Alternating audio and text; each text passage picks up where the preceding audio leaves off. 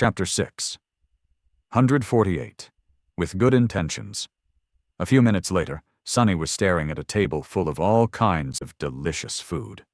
The table was situated on the upper deck of the flying ship, allowing for a breathtaking view of the shattered Kingdom of Hope below. Being that high up in the sky, he couldn't help but feel a deep sense of discomfort. The fear of the crushing was already deeply ingrained into his bones. However, the terrible curse that dictated the lives of everyone on the Chained Isles did not exist yet. He had nothing to worry about. Or rather, he did not have to worry about that particular danger. There were plenty of other existential threats surrounding him, however.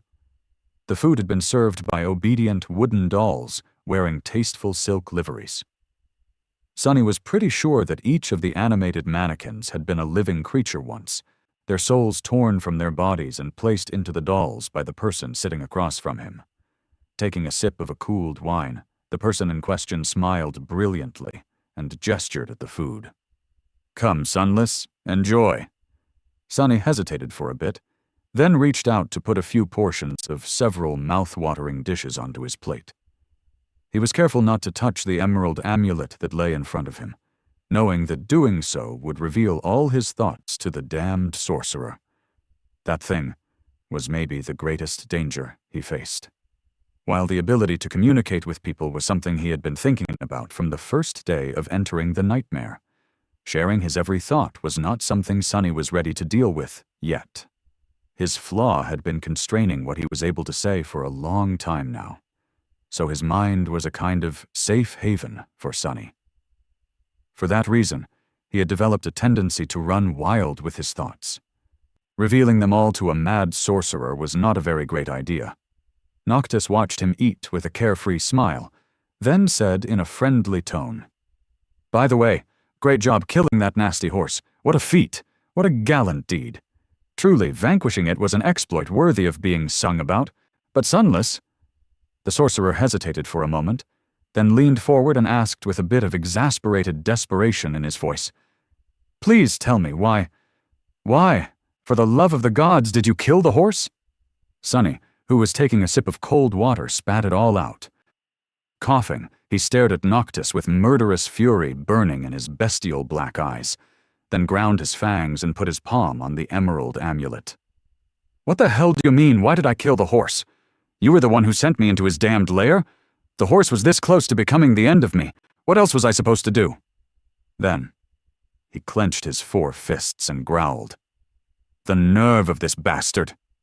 Sonny, of course, meant for that last thought to remain unsaid, but sadly, one of his fists was still touching the enchanted amulet. Noctis looked at him, blinked a few times, and then flung his hands into the air. "I never meant for you to fight it. Do I look like an idiot? That horse destroyed hundreds of creatures much scarier than you. Why would I send a mere demon to battle it?" Sonny opened his mouth, then closed it, then opened it again. Finally, he hissed, "Yes, I don't know. Why did you send me into the fortress?" The sorcerer gulped down his of wine, remained silent for a bit, then let out a bitter sigh. "Oh, well, I just thought that since you are both shadow creatures, it might have liked you. Didn't you know each other back when your master was still around?" Sonny looked at the beautiful immortal for a few moments, then trembled slightly and covered his face with 2 hands. That damn fool. This time he was careful to not touch the amulet while thinking that. The worst part of all of it was that Noctis was not entirely unfounded in thinking that the black steed would not attack Sonny. The body he was currently inhabiting had, indeed, been acquainted with the stallion centuries ago, back when their lord had been alive. The problem was that Sonny had replaced the 4-armed demon, and thus had no memory of knowing the black courser, while the courser himself had gone mad during the hundreds of years of solitude, and only recognized his old companion seconds before death, when his madness receded for a few short moments. So, all that horror, all the pain and torment he had gone through in the nightmares, was the result of a tragic and cruel twist of fate. It was just a series of wicked and disastrous coincidences, nothing more and nothing less. Sonny let out a low growl. "Forget it. It doesn't matter anyway. Not now and not anymore. The important part is, Noctis might look like an eccentric idiot, but he is anything but. If he wanted me to reunite with Shadow Lord Steed, there was a reason for that. What does he really want? He hesitated, then placed his hand back onto the amulet. Why did you want me to meet that thing? The sorcerer remained silent for a bit, then smiled charmingly. Oh, right. By any chance, before you killed it, has Nightmare shared anything with you? The location of a certain glass knife, for example? Sunny snorted. Ah, so that's what all of this is about. He took a bite out of a loaf of delicious, freshly baked bread, chewed it unhurriedly, thinking about nothing at all, and then responded in a calm tone. Sure, there is something that I learned. Why? Noctis cleared his throat, glanced at the scenery, then back at Sunny. Finally, he said with a bit of visibly forced indifference. Oh? Well, would you mind sharing? Sunny stared at him for a bit, then grinned. With his bestial face and 2 rows of sharp fangs, that grin looked truly frightening. Would I mind, huh?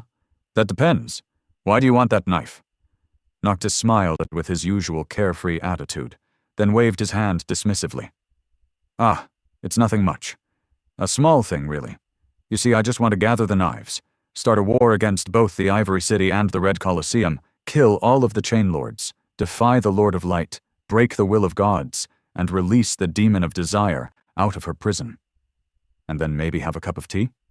The sorcerer grew silent for a moment, and then added thoughtfully, Actually, on second thought, maybe I'll have the tea first.